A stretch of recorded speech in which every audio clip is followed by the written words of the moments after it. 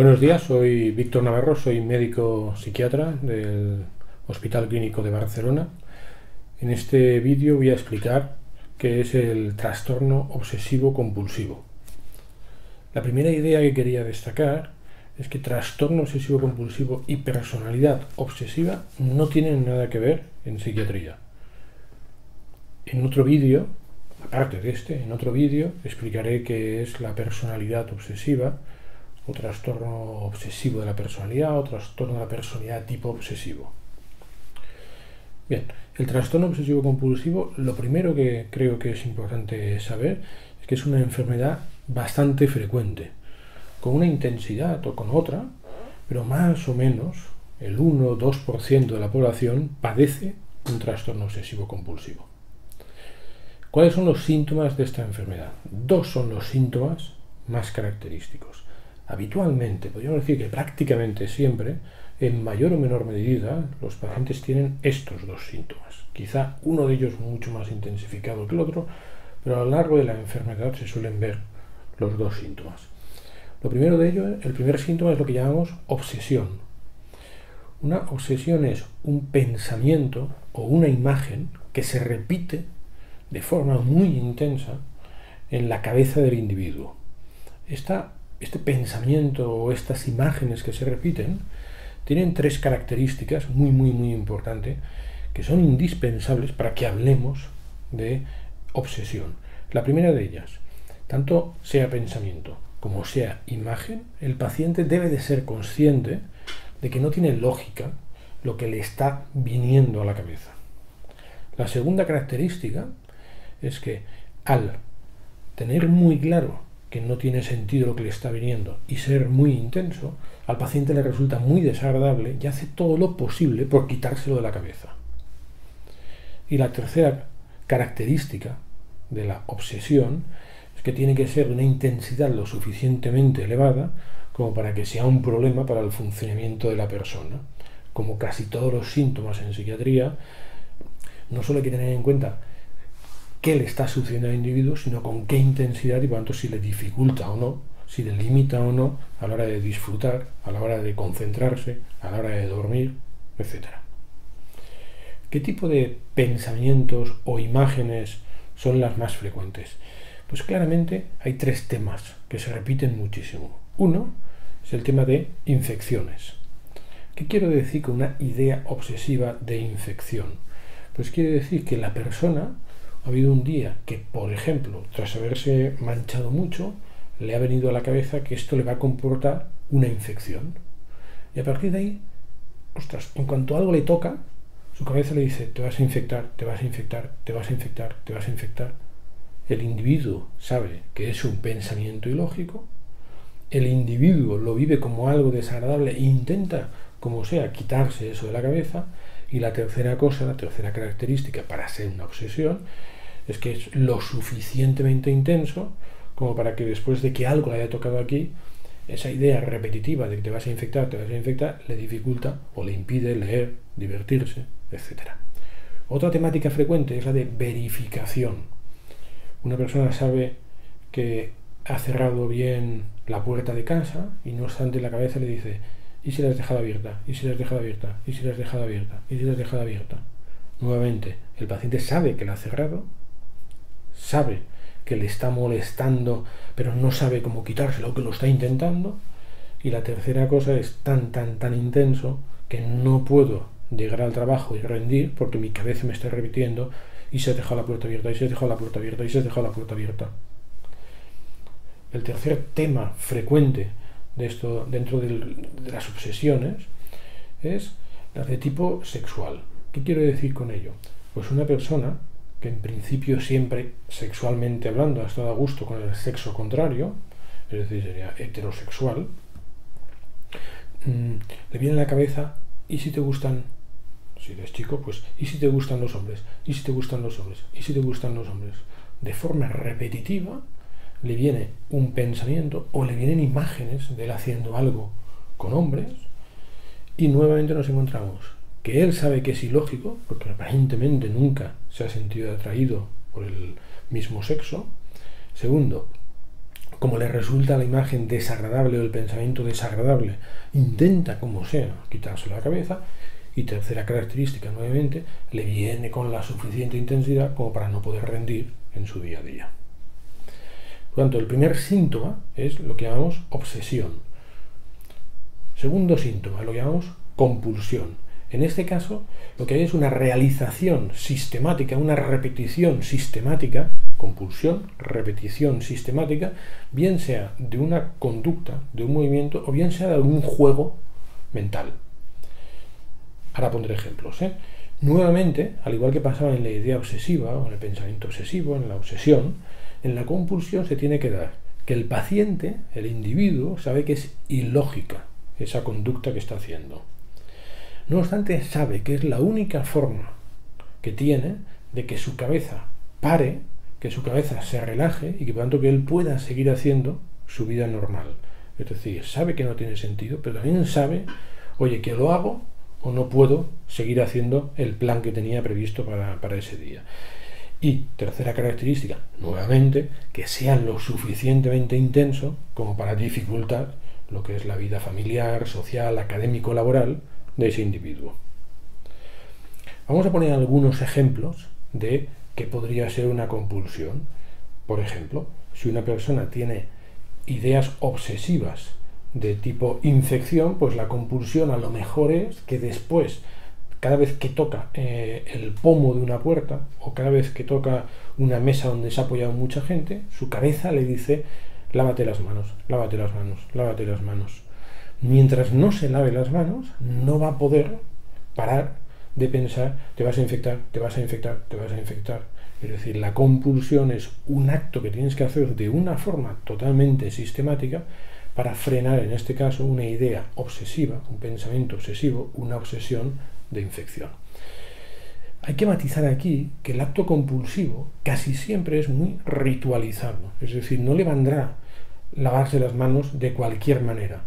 Probablemente su cabeza le habrá dicho una sistemática a seguir. Le habrá dicho: tienes que hacer con el jabón que te pones en las manos, por ejemplo, 10 veces así.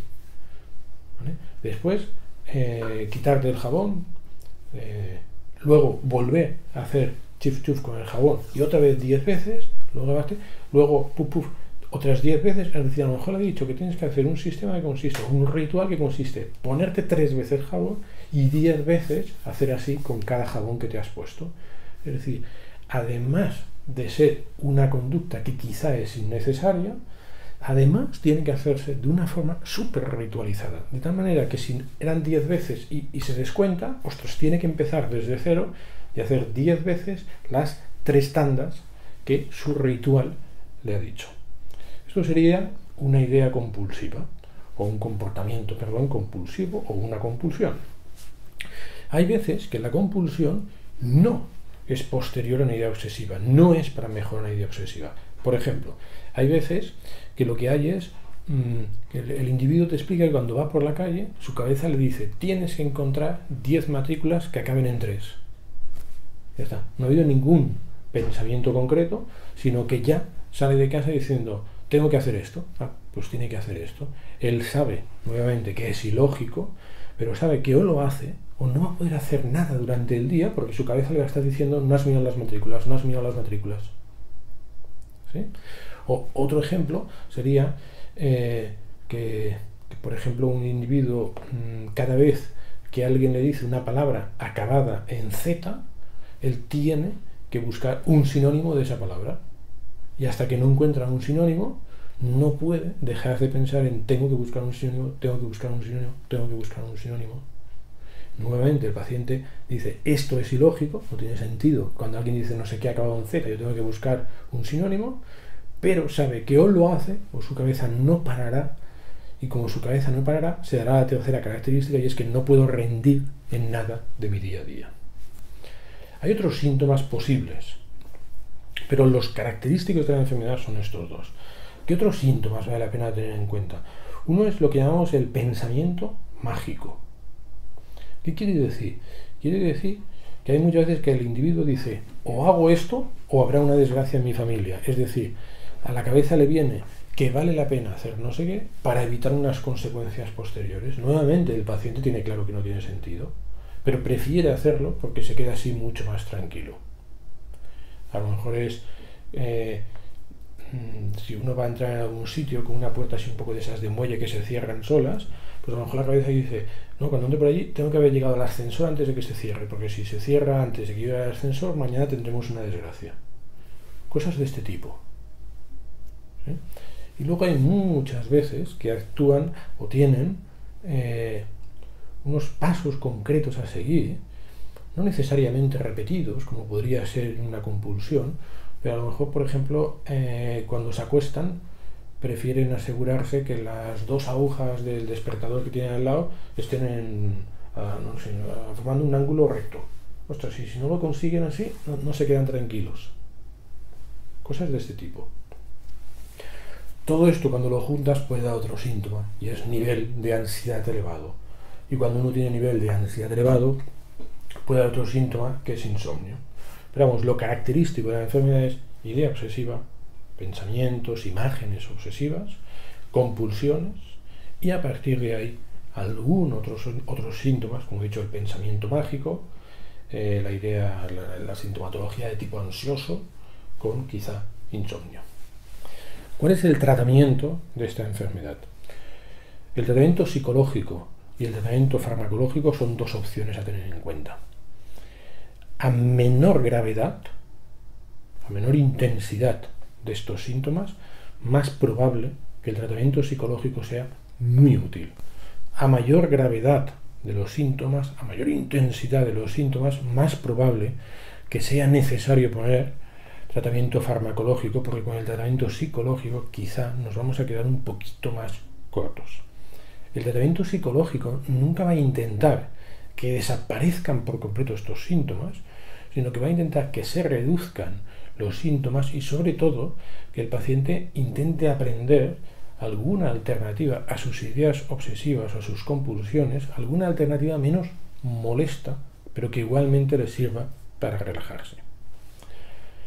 Respecto al tratamiento farmacológico, hay que decir que actualmente se están dando muchos fármacos, pero yo creo, y ahora es una opinión personal totalmente, que lleva un poco la contraria a lo que hay en lo que se puede leer en muchos sitios y a lo que algunos compañeros míos dirían, y es que creo que hay dos fármacos muchísimo mejores que el resto de los fármacos que a veces se utilizan. Todos los fármacos o casi todos los fármacos que utilizamos son dentro del grupo o están dentro del grupo de los fármacos antidepresivos. No porque el paciente esté deprimido, sino porque estos fármacos, además de poder ser antidepresivos, son antitrastorno obsesivo-compulsivo. Los dos fármacos que yo creo que son de largo los mejores son la clomipramina y la fluvoxamina. La clomipramina es el mejor, pero la clomipramina, que a nivel comercial en casi todos los países se llama anafranil, es un fármaco algo desagradable, sobre todo para producir bastante sequedad de boca. De tal manera que si el paciente está muy grave y buscamos una máxima eficacia, la clomipramina puede ser una buena opción porque, aunque es desagradable en cuanto a efectos secundarios, es muy eficaz. El segundo fármaco que he comentado es la fluvoxamina. La fluvoxamina se tolera mucho mejor, no tiene efectos secundarios destacables habitualmente, pero ya es algo menos eficaz que la clomipramina, es decir, máxima eficacia clomipramina, un poquito por debajo, bueno, claramente por debajo fluvoxamina, pero a cambio mejor tolerado. Muchos compañeros utilizan una gran diversidad de fármacos antes de llegar a fluvoxamina o a llegar a la clomipramina. Por ejemplo, se utiliza bastante la sertralina, se utiliza bastante la paroxetina, la venlafaxina, la fluoxetina, es decir, todo el grupo de fármacos de lo que llamamos inhibidores selectivos de la recaptación de serotonina, ISRS, y algunos fármacos de lo que llamamos duales dentro del grupo de los antidepresivos, como es la venlafaxina. Pero yo creo que todos estos fármacos, aunque actualmente están muy extendidos en el tratamiento o para el tratamiento del trastorno obsesivo-compulsivo, pero yo creo que realmente son mucho menos eficaces que los dos que he dicho en primer lugar, clomipramina y fluvoxamina. Yo creo que es una lástima que una persona siga con síntomas activos de esta enfermedad y que no haya tomado fluvoxamina y que no haya tomado clomipramina. Para acabar, dos cosas breves. Una, ¿a qué edad empieza esta enfermedad? Habitualmente en la adolescencia ya hay primeros síntomas. No digo que obligatoriamente en la adolescencia empiece la enfermedad, pero sí que es verdad que aunque sea con síntomas muy leves, pero cuando haces la historia, el paciente o familiares ya te lo suelen explicar comportamiento de tipo obsesivo o compulsivo a los 14, 15, 16, 17 años. Y lo que sí que podríamos decir es que es muy raro que esta enfermedad empiece por encima de los 45 o 50 años. Por eso digamos que desde los 14 años, quizá incluso un poquito antes a veces, hasta los 45 años, sería la edad de inicio habitual. Y el último aspecto es cuál es la evolución de esta enfermedad. Esta enfermedad es una enfermedad que no cursa episodios, es una enfermedad crónica. Cuando empieza la enfermedad ya no para nunca, no se cura nunca, siempre está ahí presente o con tendencia a aparecer. Si una persona está tratada, sea con tratamiento psicológico, con tratamiento farmacológico o con ambas cosas, los síntomas van a estar mucho más reducidos e incluso pueden estar totalmente mitigados, pero teniendo muy claro que en el momento que se deje de hacer el tratamiento habrá tendencia a volver y seguro que volverá y no tardará nunca demasiadas semanas o como mucho escasos meses en volver. No puede ser que esté bien sin tratamiento de ningún tipo y que tarde 6, 7, 8 años en volver. No, es una enfermedad que tiene tendencia a estar siempre presente si quitas el fármaco. Bueno, quien necesite tener más información, bien sea de este tema o bien sea de otros temas de psiquiatría, puede consultar la página de internet www.informacionpsiquiatria.com. Muchas gracias.